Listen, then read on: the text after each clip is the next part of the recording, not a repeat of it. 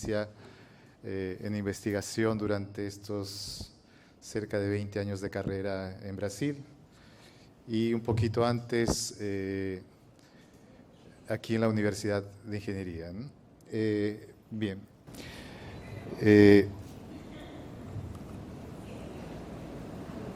Una pregunta clave dentro de todo este mundo a veces es: ¿qué es investigación? ¿Qué entendemos por investigación? Y la diferencia entre investigación básica e investigación aplicada, ¿no? Porque son dos cositas que van a marcar diferencias en lo que se considera investigación o no desde ese punto de vista, ¿no? Investigación, en pocas palabras, yo podría resumirlo como una sistematización de conocimiento que va a generar o que va a permitir la solución de problemas, sea en el mundo aplicado o sea en el mundo teórico. Desde el punto de vista de la investigación básica me van a interesar más la construcción de modelos, probablemente. Desde el punto de vista aplicado, la utilización de modelos para responder ciertos problemas, ¿no? En forma de motivación, yo podría estar interesado en un problema en que tengo una variable binaria, 0, 1, y tengo una probabilidad pi-t y 1 menos pi-t de éxito o de fracaso. Bien. Esto quiero medir la presencia o la ausencia de una característica, sea cual fuere. Por ejemplo, podríamos estar 1, una persona presenta una enfermedad coronaria, 0, la ausencia de esa enfermedad coronaria. Desde el punto de vista aplicado, yo quiero asociar ciertas variables, descubrir qué factores afectan la probabilidad de yo tener esa enfermedad coronaria. ¿Ok?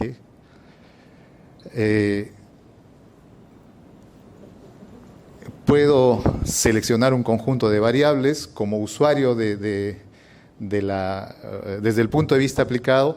No me voy a interesar en muchos detalles qué técnica uso, sino simplemente soy usuario para dar una respuesta final a qué características condicionan la presencia de una enfermedad coronaria.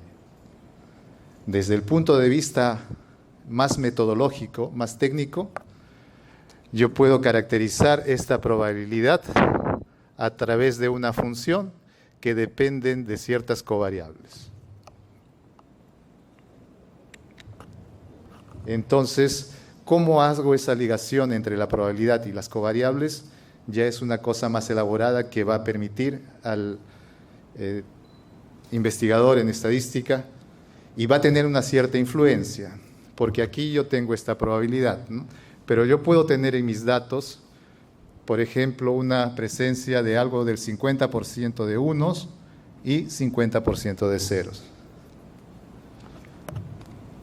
Bien, entonces eso significa que la tasa de ceros y unos es prácticamente la misma. Existe cierta simetría en la proporción de datos. Pero ¿qué sucede si, por ejemplo, yo tengo un 70% de unos y un 30% de ceros? O viceversa. Lo usual es usar una transformación logit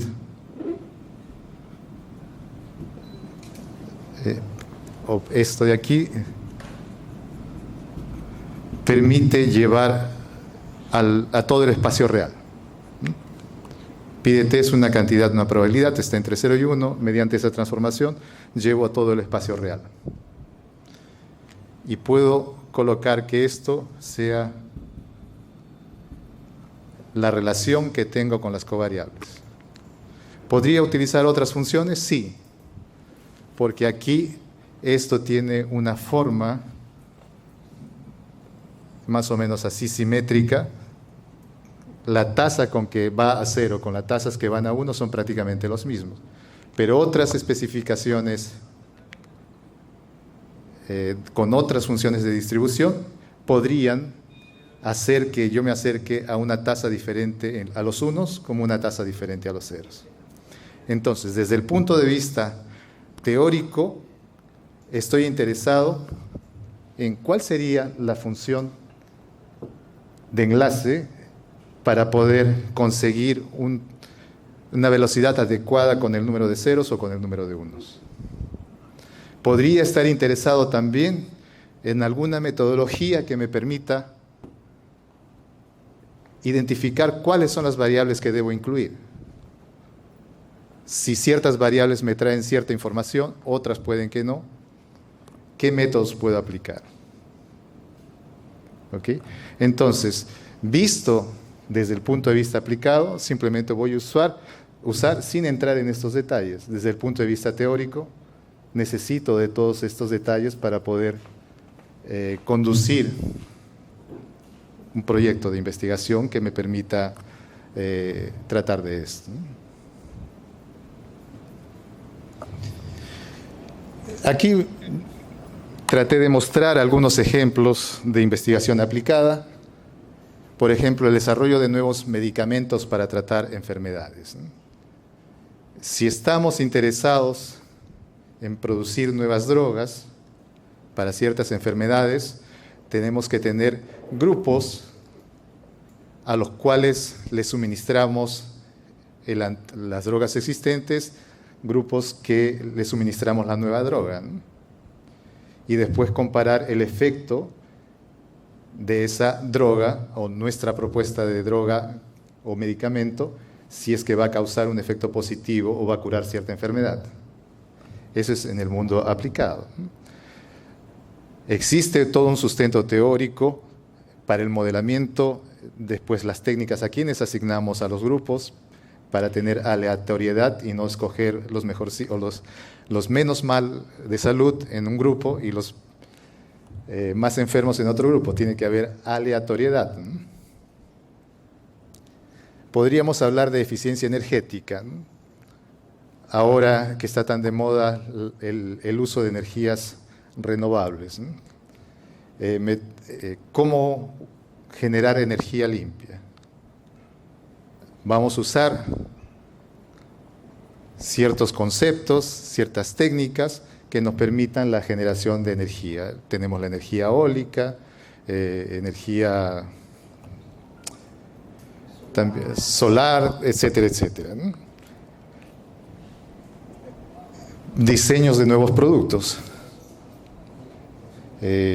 Por ejemplo, en el mundo de los seguros, ¿no? Podríamos usar ciertas técnicas para crear seguros acordes o nuevos productos en el área de marketing. Alguna vez yo trabajé en una compañía telefónica, que no voy a decir el nombre, pero se creaban campañas en base a la información de los clientes, analizando las características de los clientes para inducir más consumo, ¿no? Entonces, hay una aplicación directa de ciertas técnicas que nos permiten hacer eso. Podríamos hablar en el mundo de la enseñanza, la creación de ciertas formas diferentes de enseñar, por ejemplo, cómo enseñar matemáticas de un modo de motivar el interés en los niños y ver cuán efectivo es ese método en comparación a un método tradicional. Estamos hablando de un problema concreto y bien aplicado. En fin, investigación de nuevas formas de energía limpia, etc. Ya en el mundo teórico o la investigación básica, podemos hablar del estudio de la estructura del átomo, suponer ciertos modelos para la presencia de electrones, positrones, etcétera, etcétera, ¿no? Cómo se comportan en el mundo físico y después verificar a través de experimentación. Y tenemos una investigación básica, ¿no? Podríamos hablar de teoría de la evolución, propuesta de ciertas teorías a través de ciertos modelos, hablar de la propiedades de la luz, onda, partícula, etcétera, ¿no? Que tienen en el fondo modelos físicos bastante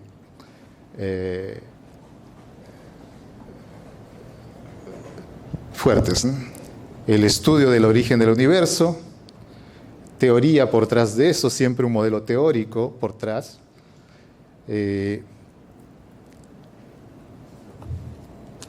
Ya llevando más al mundo de lo que yo hago, por ejemplo, tenemos variables de conteo. Presencia de números de casos de COVID.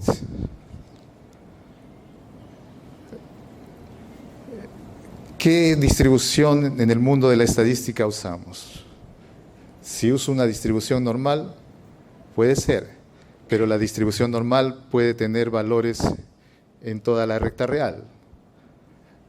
Pero el número de casos son variables que podrían ser modeladas a través de una distribución que se conoce como la distribución de Poisson, cuya característica principal es que media y varianza son iguales, ¿no? ¿Qué pasa si tengo mis datos, tengo una distribución de Poisson, tengo la media muy diferente de la varianza? Voy a tener presencia de lo que se llama, la traducción al español sería superdispersión o sobredispersión. ¿Qué hacemos en ese caso? Pueden usarse otras distribuciones. Entonces es una decisión desde el punto de vista del modelamiento asumir un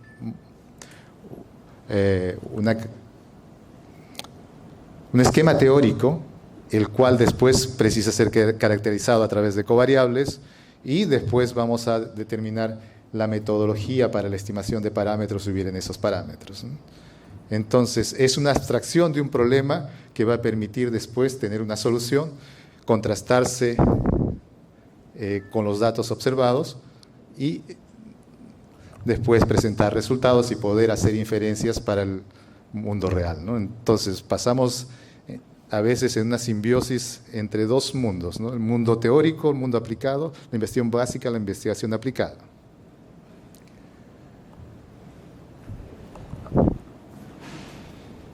Bien. Podríamos estar interesados en la investigación de las causas del cambio climático o en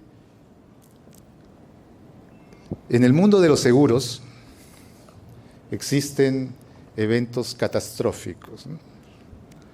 Quien trabaja en el mundo de los seguros, principalmente en algunas regiones donde hay huracanes o fenómenos climatológicos muy fuertes, antiguamente las compañías de seguros no cubrían ese tipo de cosas, ¿no? Entonces, por legislación, hicieron que se cubran ese tipo de seguros, pero ¿cómo desarrollar modelos para determinar cuál es la prima a cobrar por parte de las compañías de seguros al usuario? Entonces existen modelos que se llaman catastróficos que te permiten simular y deducir o inducir las trayectorias que podrían tener los diferentes huracanes en diferentes regiones y en función de eso poder determinar los posibles eventos catastróficos, las consecuencias, y también permitirían en cierta forma establecer probabilidades de que eso ocurra y te permitirían más o menos cuantificar el precio del seguro, ¿no? Ahora que está de moda el cibermundo, existen compañías que se dedican a el modelamiento de ciberataques, principalmente en infraestructuras críticas, porque ustedes se imaginan el efecto que tiene que un hacker invada una compañía generadora de electricidad. Puede llegar a paralizar toda una ciudad, el transporte, la distribución de transporte aéreo, transporte marítimo, transporte terrestre. Y todo se paraliza, absolutamente todo. Entonces, cuantificar probabilidades para que eso suceda, existen modelos, hay gente que está trabajando, muchas incorporando bastantes modelos teóricos para resolver un problema bastante práctico, ¿no? Aquí.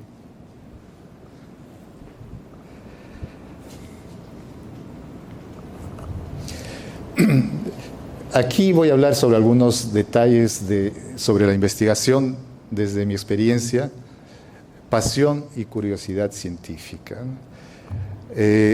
Usualmente, quien trabaja principalmente con investigación básica no es por dinero.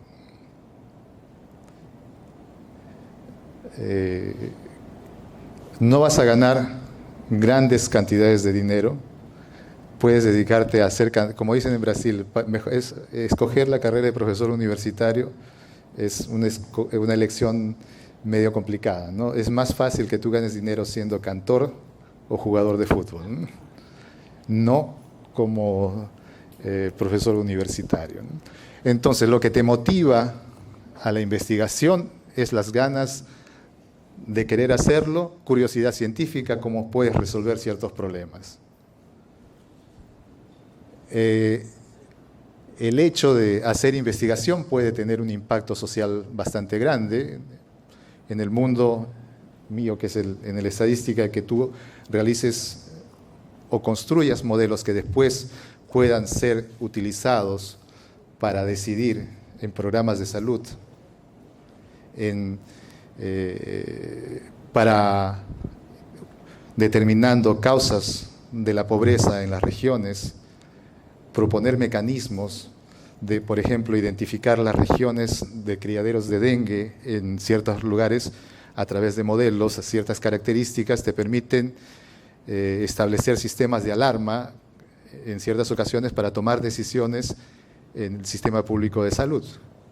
Entonces eso tiene un impacto social bastante grande. Ahora, te traen problemas desde el punto de vista práctico y generalmente se tiene que modelar para encontrar la solución. Entonces eso va a tener un impacto en el avance del conocimiento que tenemos. Superación de desafíos. Esto va desde la propia concepción del problema, desafíos computacionales que puedas tener, desafíos a nivel del trabajo de campo. En cierta oportunidad yo estuve en Abancay y fuimos a hacer en esa época un estudio aquí de la FIEX y me contactaron con el jefe del INEI allá en Abancay y hablaba de que cuando se realizan planeamientos para ciertas encuestas, los técnicos de Lima dicen su mapa de aquí a aquí es 200 metros. Pero la realidad dice que por ahí puede pasar un riachuelo, puede pasar alguna cosa que te impide físicamente pasar de un lugar a otro y no te dan el presupuesto para hacer las encuestas tomando en cuenta todas esas cuestiones geográficas, ¿no? Colaboración y comunicación. Colaboración porque tú como investigador no trabajas solo, tienes una red de colaboradores. De hecho, tu trabajo se enriquece cuantos más colaboradores tengas.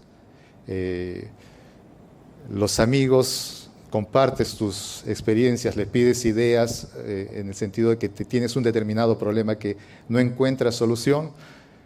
Tu red de colaboradores te puede indicar, oye, este artículo revisa que te pueden encontrar la solución a partir de aquí. Aparte de comunicar tus resultados, ¿no?, a la comunidad para que finalmente un resultado que queda guardado en tu escritorio no sirve para nada. Bien. Ética en la investigación, principalmente cuando se trabajan con datos que tienen que ver con el uso de experimentos humanos. Hace poco, por ejemplo, si una alumna de doctorado allá en Brasil había pedido autorización porque trataban de problemas de datos de depresión. Entonces, es un hecho muy sensible. Primero, que existe un comité de ética que juzga el experimento que se va a conducir, tienes que obtener autorización de parte de las instituciones respectivas. A nivel en el área médica, como digo, eso es mucho más crítico. Desde el punto de vista de la gente que trabaja en modelamiento de datos, existe algo que se conoce que existe, pero a veces no se dice, que es la cocina, ¿no? A veces las cifras hay gente que cocina a gusto del cliente, ¿no?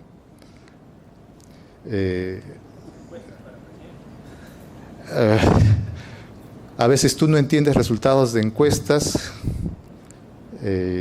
principalmente cuando sale un político diciendo vamos a crecer 5% y nada para que crezca 5%, ¿no?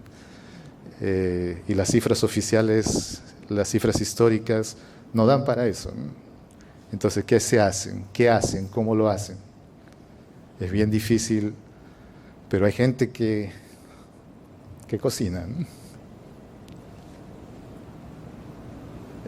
Innovación y creatividad, cuando tienes los problemas, eso implica que vas a intentar la solución de alguna forma, vas a innovar desde el punto de vista metodológico, creatividad en la solución de los problemas, ¿no? Mentoría y desarrollo profesional. Uno no nace investigador, te vas haciendo investigador, ¿no? Cuando llegué, yo recuerdo mucho el año 91, ¿no? Uno de los culpables que yo esté en el mundo de la investigación es un profesor de esta casa de estudios, que es el profesor Alipio, ¿no? Fue a mi casa, me buscó, me dice, he presentado tu proyecto de tesis para un proyecto FEDU en aquella época, ¿no? Era septiembre y tienes que sustentar la tesis en la primera semana de diciembre.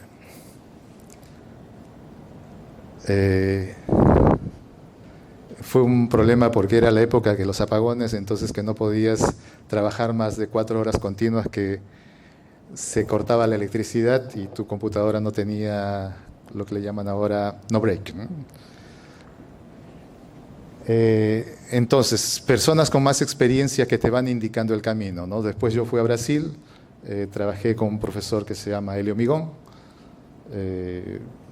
empezó a colocar el germen de la investigación, ¿no? El germen o no, las semillas de la investigación. Yo regresé aquí a Perú y después fui nuevamente a Brasil y me terminé quedando por allá, ¿no? Por el hecho de querer hacer investigación. Y así vas teniendo personas importantes que van orientando tu camino, mostrándote las cosas que tienes que hacer, hasta que en un momento adquieres independencia y tú te vas a convertir en el motivador de la investigación de otras personas. Entonces se van formando redes de investigadores. Hace poco, el año 2018, hicimos un evento en el CETIC. Vino precisamente el profesor con el que trabajé el postdoctorado. Ahí cumplía los 65 años, ¿no? Este año en Brasil se hizo los 70 años. Lo curioso es que hay una foto con el árbol genealógico de todos los discípulos que él ha tenido, ¿no? Él ha servido como mentor de más de 100 personas, entonces, y esas personas van a generar, él es el padre, los hijos, nietos, bisnietos, etcétera, a través de cierta capa en que comienza y después va aumentando, ¿no? Aumentando la cantidad de personas que hacen investigación. Y a veces también surgen colaboradores, ¿no? Hace algún tiempo yo estaba precisamente en Connecticut y estaba trabajando con un conjunto de datos o un modelo binario. Y por ahí encontré un artículo y le escribí a una persona que estaba en Alemania. Y me dice si me podía proporcionar el conjunto de datos, ¿no? Y me dice, sí, pero creo que te conozco, ¿no? Yo físicamente no nos conocíamos, sino que él había escrito un paper y me había citado un paper que yo había publicado. y le digo, oye, ¿qué tal si tú trabajas en esto, yo trabajo en esto, hacemos una interacción de las dos propuestas y trabajamos en algo, ¿no? Hemos publicado un par de papers con esa persona y así tu círculo de personas importantes va creciendo, ¿no? Y el futuro de la investigación, vas avanzando, vas publicando y siempre tú estableces límites para los proyectos que vas a trabajar, ¿no? Llegué hasta aquí, pero ¿qué puedo avanzar desde el punto teórico y práctico? Por ejemplo, aquí utilizo una función de ligación que es la función de distribución de la logística, pero puedo utilizar una distribución asimétrica para tratar el problema de si, por ejemplo, iría una cosa así y hacia acá más rápido hacia la cantidad de unos, ¿no? ¿Se puede hacer? Sí, se puede hacer. ¿Ves?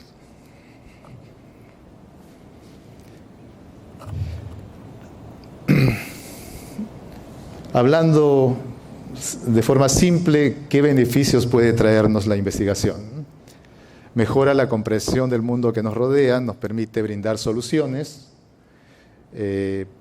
resolver problemas prácticos, inspira la innovación y crea nuevas oportunidades de trabajo, ¿no? Y luego, hablando así, ¿cómo definir un problema de investigación? A veces esa es la parte más nebulosa, ¿no? Lo primero que tenemos que hacer es limitar e identificar el área en el cual trabajamos, ¿no? Por ejemplo, yo trabajo con cosas de series de tiempo. Puedo estar interesado en trabajar con cantidades discretas. Entonces voy delimitando el área que quiero establecer, ¿no? No vas a inventar inicialmente la pólvora, como se dice, pero tienes que verificar quiénes ya trabajaron más o menos en el problema que tú quieres abordar, para verificar qué es lo que puedes hacer de nuevo, qué es lo que puedes contribuir en la literatura acerca de el estado del arte, ¿no? Identificar una brecha o problema y puedes establecer algunas inconsistencias o un nuevo problema o un subproblema que no fue abordado anteriormente, ¿no? A veces tú publicas un paper, o ha habido papers publicados que contienen errores, pero fueron publicados en revistas bastante importantes, ¿no? Entonces, hay gente que se da el trabajo de leer esos papers, verifican algunas cosas y a veces se encuentran problemas, ¿no? También, desde el punto de vista aplicado, puedes verificar las necesidades que hay en la industria, que hay en la sociedad o en el mundo académico de interés.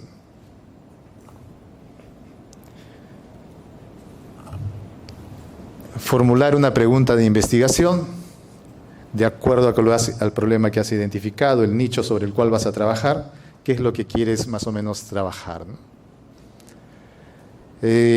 Probablemente esa pregunta de investigación sea diferente dentro del contexto que tú trabajes, investigación básica o investigación aplicada, ¿no? Qué sé yo, tú puedes podríamos decir, por ejemplo, la pobreza presenta una tendencia decreciente o una tendencia creciente.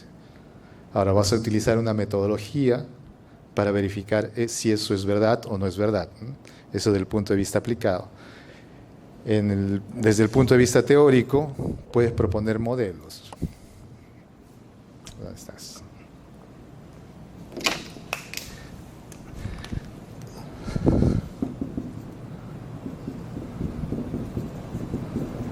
Estos son usual de un modelo de regresión. Asumes que el error tiene media cero, varianza constante y son no correlacionados. Usualmente se asume normalidad. Pero ¿qué pasa si no es normal? ¿Qué pasa si tienes observaciones extremas?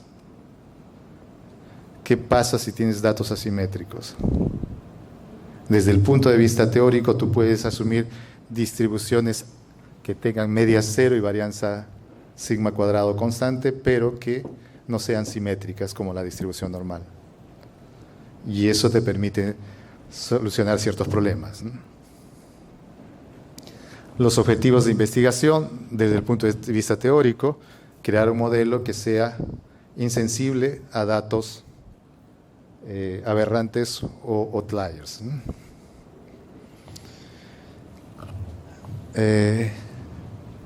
Viabilidad y relevancia, ¿no?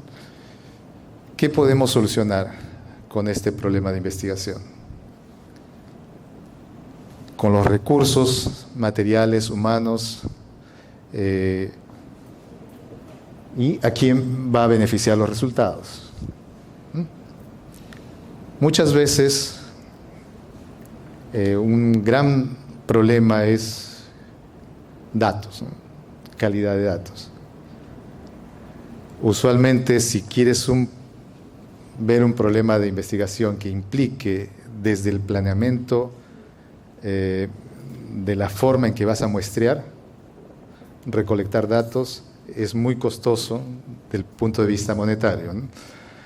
Cuando tú trabajas en problemas que ya existen fuentes que proporcionan los datos, las cosas se alivian, ¿no?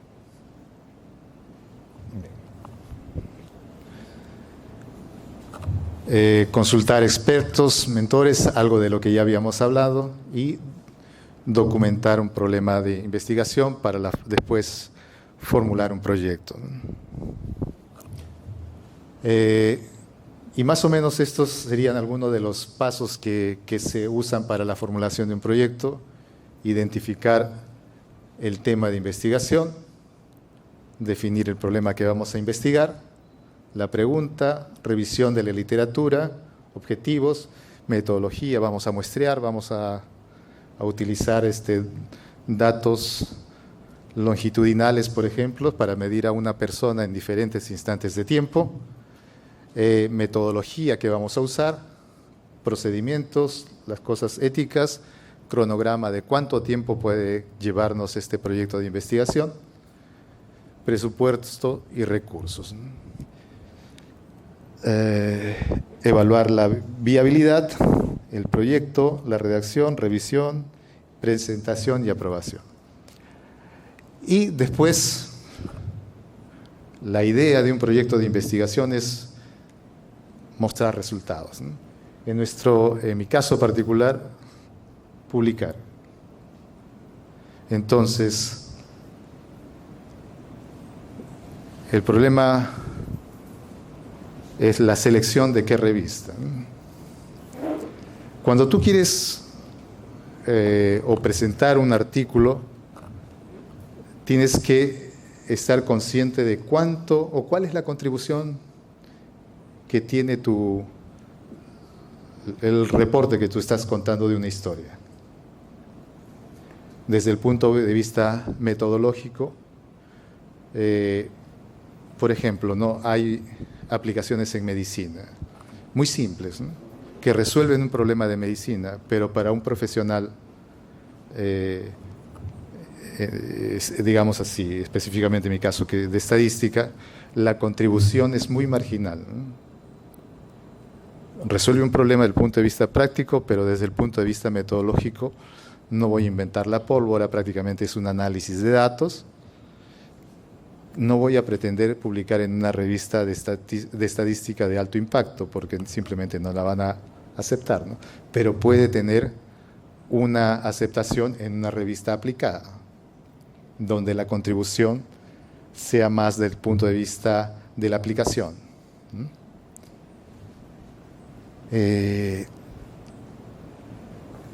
algunas oportunidades, eso me decía mi asesor de tesis de doctorado, ¿no? Tú escribes un artículo y manda a las revistas más altas, ¿no? Más altas en el sentido de las más famosas, las de más mejores clasificaciones en el mundo en el cual te desarrollas, ¿no? Probablemente te van a rechazar en un 2x3, pero vienen ya con unos comentarios, ¿no? Entonces dice, mejora esto, mejora lo otro, y puedes ir bajando un peldaño, ¿no?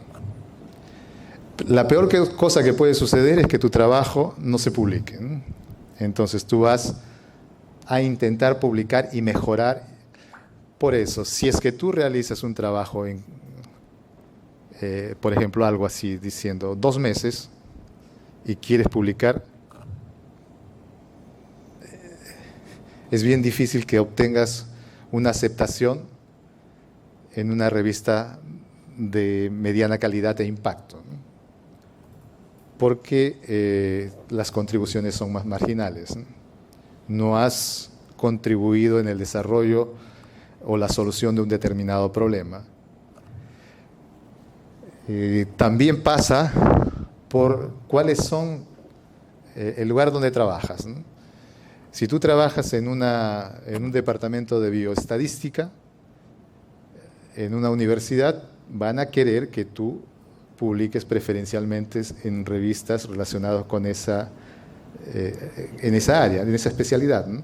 Si trabajas en una facultad de economía, quiere que publiques en revistas de economía, sea economía teórica, economía aplicada, métodos econométricos, etcétera, etcétera. Métodos computacionales en econometría, etcétera, etcétera.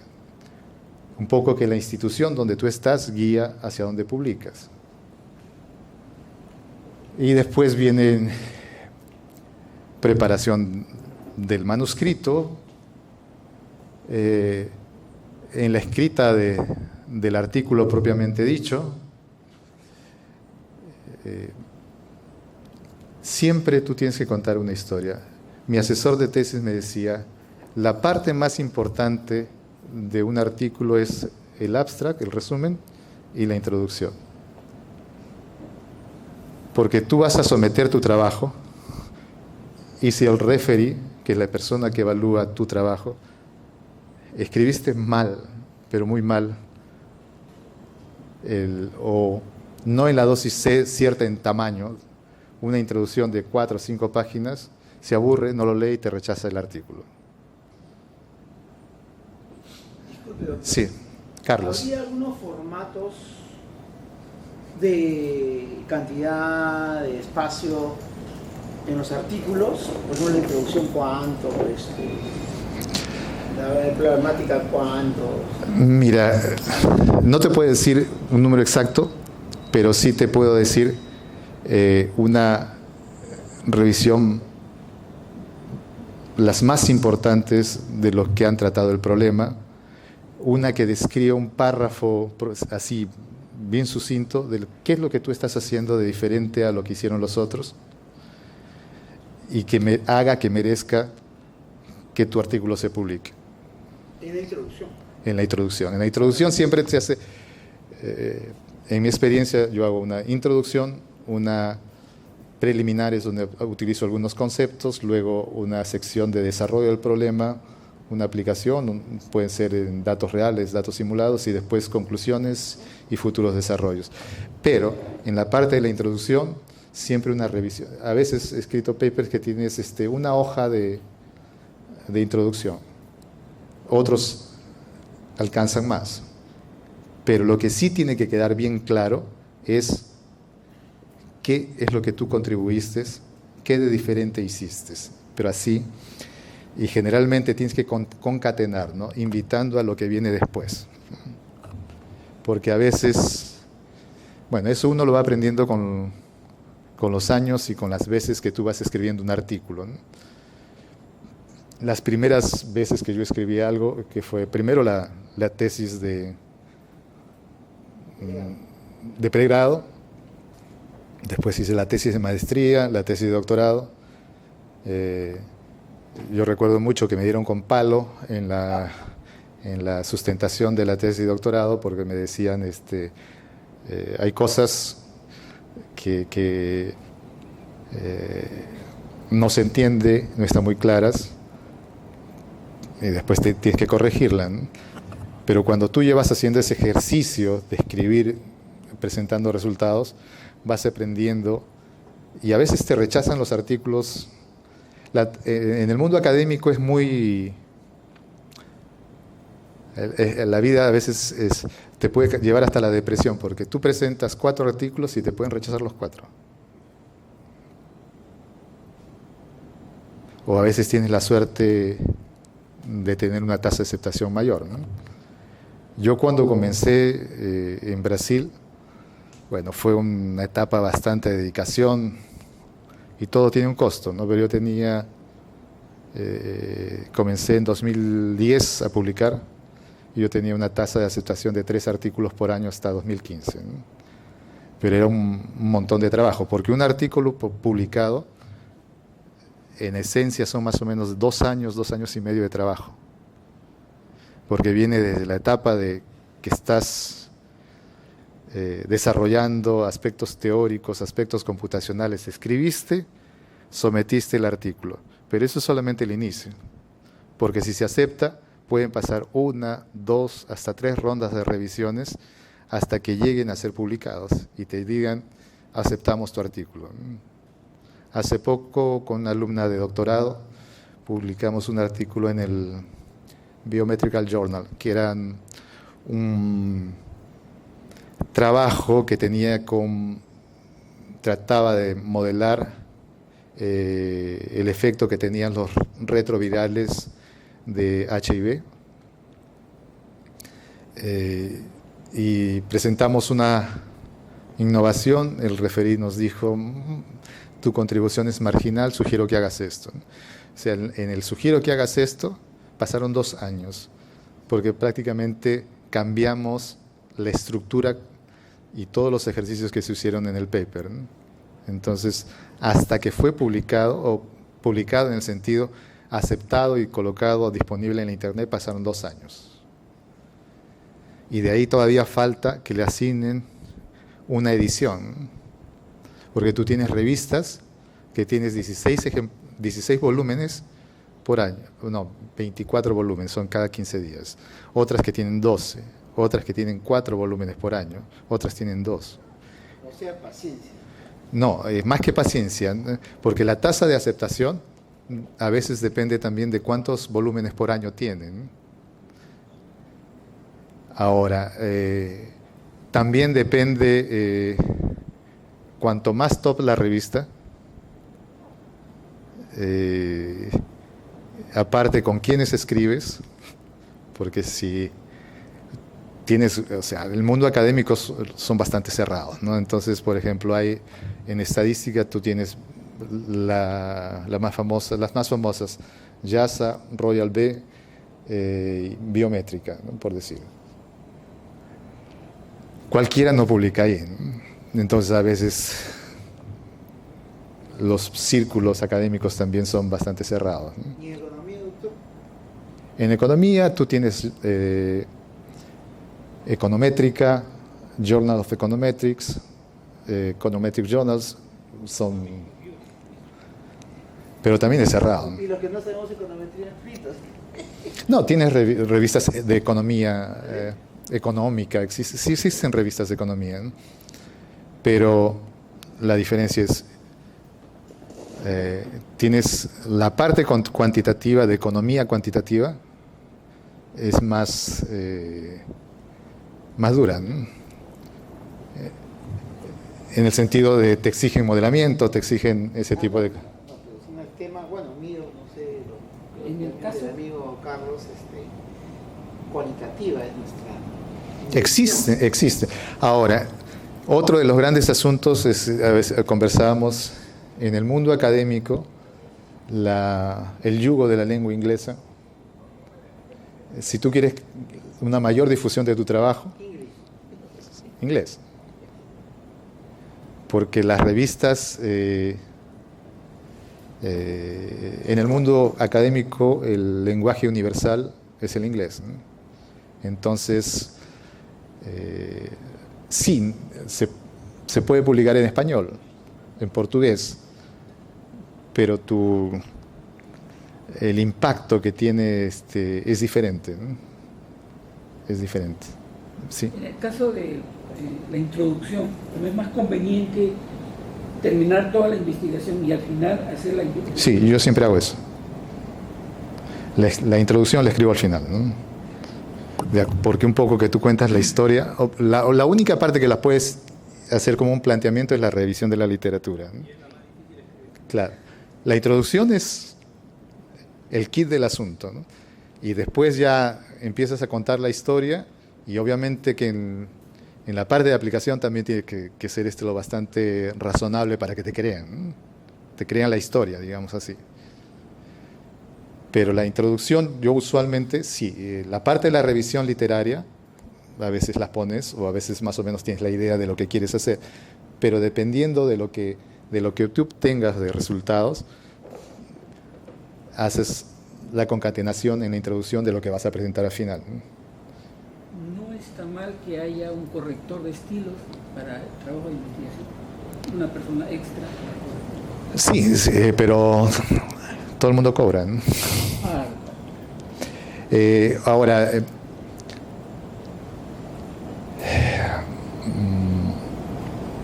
por ejemplo, ¿no? Yo no soy nativo en lengua inglesa, ¿no? Entonces, tú tienes el estilo con el cual escribes. A veces hay revistas que quieren que tú escribas en tercera persona. Te dan, digamos, cuando tú vas a someter en una determinada revista, lees el formato y te dicen que evites el uso de we cuando escribes con varios autores, ¿no? O cómo debes escribir el abstract. Entonces, el abstract también es bastante importante porque ahí tú vas a, en pocas palabras, contarle una pequeña historia que después vas a invitar a la lectura, ¿no? Claro, en el caso del inglés va a ser más complicado, ¿no? Ahora, existen herramientas, por ejemplo, ¿no? Cada vez está más difícil escribir porque tienes varios problemas, ¿no? La autocitación, ¿no? Que tú mismo te cites a ti lo que tú haces. Tienes lo que se llama copia científica, o sea, puede ser plagio, porque a veces tú escribes, ¿no? Y vas a citar o tratar de escribir un determinado párrafo sobre una idea, ¿no? Y puede que se parezca a otro. Entonces, por ejemplo, hace unos meses atrás, un año y medio, con un colega de la Católica, sometimos un artículo a una revista, nos devuelven, dice, tiene 30% de similaridad cuando lo permitido es 10, ¿no? Entonces, había sido sometido al Turnitin, que es un software, pero si tú le pones el software, al software todo el paper, yo tengo 4 o 5 páginas de referencias, ¿no? Entonces, si tú pones el texto del párrafo de la referencia, y si otros autores han citado a eso, te lo pone como plagio, porque no diferencia el texto, ¿no? Entonces, ¿qué haces para evitar esos? Ahora también existen, hay uno que se llama, que te permiten, o sea, tú escribes una idea, le puedes pedir que un rephrase, ¿no? Lo refrasee. Entonces te presenta algunas opciones de reescribir un texto. No te estoy diciendo que te apropies de la idea de alguien, ¿no? Pero tú escribes una idea, mejora el inglés, un rephrase para que se escriba mejor, ¿no? Y también tienes a Bard y al ChatGPT que tú le escribes un texto, le pides que te haga la corrección ortográfica o que te haga un rephrase. Y lo hace razonablemente. Claro, tú tienes que leer después qué es lo que ha escrito siempre la máquina, ¿no? Porque te presentan ideas interesantes. Yo estoy ahora, escribo un texto con lo que se me ocurre, corrige el inglés, mejora el texto y claro, que tú lees después y le pides, decides si es que colocas o no parte de las sugerencias, ¿no? Pero sí, esas herramientas ayudan, ¿no? Ayudan. Existe una, después se las puedo pasar, que son gratuitas hasta cierta cantidad de caracteres, ¿no? Tú escribes una idea, un párrafo, le pones y le pides un rephrase y te hace una reescrita del texto, manteniendo la idea básica, solo que escribiendo de otra forma, ¿no? Sobre todo para quienes no dominan la lengua inglesa, que te permitiría en cierta forma mejorar la escrita de un artículo, ¿no? Está de moda la inteligencia, Ya. ¿no? Esa famosa Sisi, como Sisi. ¿Hasta qué punto se puede citar a estas inteligencia artificial? ¿Hasta qué punto? Porque he puesto algunas palabras y me han desarrollado diferentes temáticas, ¿no? Sí. Mira, el ChatGPT, en mi experiencia, tienes que usarlo, sobre todo la versión libre, ¿no? Tienes que usarlo con pinzas, porque tú le pides, hazme un resumen de tal cosa y pon algunas referencias. Te escribe un texto, un párrafo, 2 párrafos, una hoja, de acuerdo al límite que se tiene. Pero tú buscas después las citaciones que han hecho y esas referencias no existen. El BART, que es el OpenChat de Google, tiene conexiones online con las cosas que aparecen en Internet, ¿no? El ChatGPT, yo tengo una experiencia que sí ayuda, a mí principalmente me ha ayudado en la parte de preparar transparencias utilizando códigos de archivos PDF, y le pido que me lo traduzca y los pase al portugués y en LaTeX, ¿no? Que es lo que en el área de ciencias e ingeniería utilizan para la escrita de textos científicos, ¿no? Y el ChatGPT te reconstruye gran parte de lo que lo que tú no podrías escribir de una figura, ¿no? de un archivo PDF. Pero después, en otra oportunidad, yo le pedí al ChatGPT, dame un ejemplo con el uso de tal problema, con tal software, y el ChatGPT me presentó un resultado, ¿no? Entonces me puse, porque yo tenía la solución analítica, aplicando un pequeño programita para obtener un resultado, ¿no? Sino que yo quería cambiar de ejemplos y me dio un ejemplo. Y me puse a corroborar la solución y no daba el resultado que debería dar. Entonces le dije nuevamente al ChatGPT, no, es que las unidades que tú estás trabajando son en centavos, yo estoy trabajando en centavos y tú has trabajado en unidades de 100 y unidades de 1, ¿no? Después de eso seguí interactuando con el ChatGPT hasta que el ChatGPT se cansó y me dijo, no puedo ayudarte, ¿no? Porque simplemente él siempre te va a intentar dar una solución a lo que tú le estás preguntando, pero te cabe a ti aceptar la respuesta ¿no? Porque la máquina también te puede engañar, ¿no? He visto, Dicho, hay que saber, claro, para poder entender, encontrar lo que está bueno, porque de repente nos están dando, disculpe la vulgaridad, basura. O sea, nuestro conocimiento tiene que discernir y dar lo mejor. sí, como te decía, ¿no? A mí en vez de gastar 4 horas en preparar transparencias para dictar una clase, yo gastaba 1 hora porque lo hacía muy bien, ¿no? Pero a pesar de todo siempre tenía que revisar lo que estaba escrito, porque a veces hay unas cosas que se interpretan mal, ¿no? Pero en otros problemas las herramientas, principalmente con cosas que tengan que ver con ciencias de ingeniería,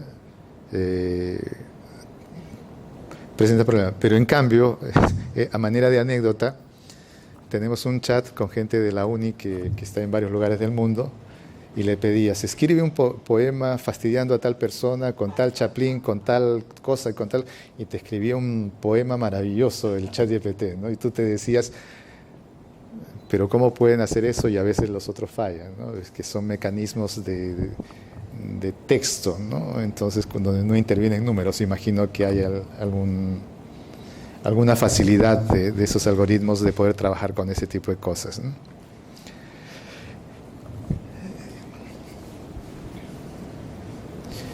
Y bien, eso es más o menos lo que yo quería contarles, un poco de estos, como les dije, casi 20 años que estoy en el mundo de la investigación. Eso es mis coordenadas, mi correo electrónico. Quien tuviera algún interés, yo voy a estar a partir de finales de febrero disponible. Casi siempre contesto con cierta rapidez los correos electrónicos, pero a partir de la próxima semana voy a estar offline y si contesto email me van a justiciar. Entonces, más para finales de mes de febrero, después del Carnaval de Brasil, ya voy a estar por allá. No, yo voy a estar en Perú precisamente en esos días, solo que voy a estar fuera de Lima. Y bueno, esta es mi percepción muy personal de lo que yo he hecho en investigación, más o menos la experiencia que les estoy contando. No es una receta única, ¿no? Cada uno construye parte de su historia con las idas y venidas. Yo cuando estaba escribiendo la tesis de doctorado yo he escrito mucho código de programación. Cuando algo te sale a la primera, tú dices, soy un genio, ¿no? Y puedes que lo seas, ¿no? Pero la peor cosa que te sucede como un investigador es que todo te salga a la primera. Cuando no te sale es realmente donde aparecen los retos. Yo estaba escribiendo la tesis de doctorado y tenía un determinado problema y no salía, iba a hablar con mi asesor de tesis y me decía, pero Carlos, ya estás un mes en eso. Yo leí no les miento, cerca de 50, 60 papers para resolver un problema.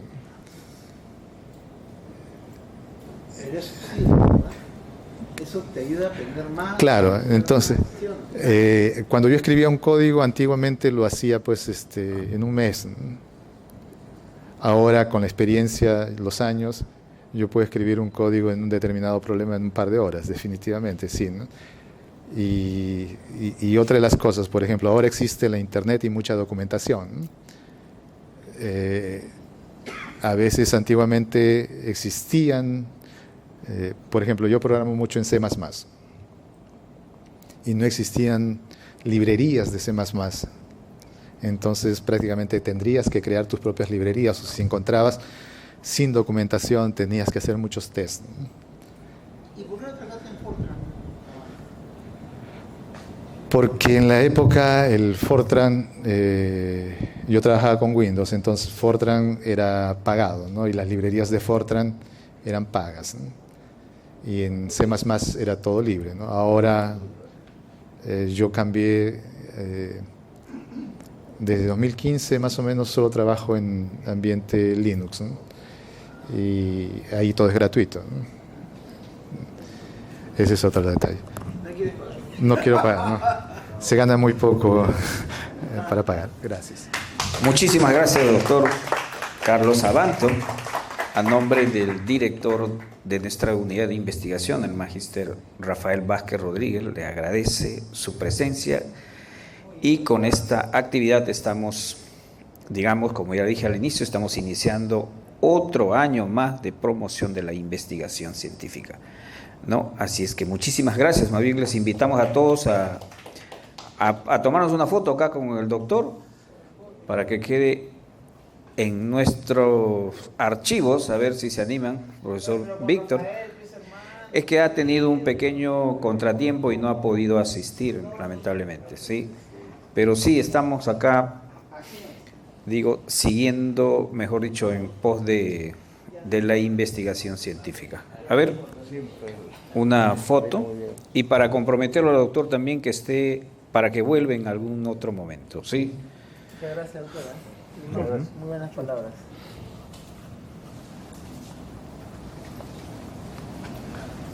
Más acá, más acá.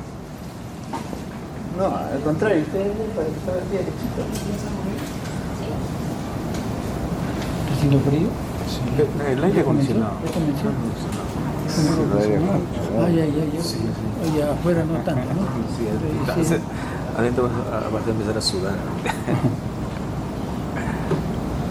¿Salimos, señorita? Claro, ¿Sí? A ver, 1, 2 y 3. 1, 2 y 3.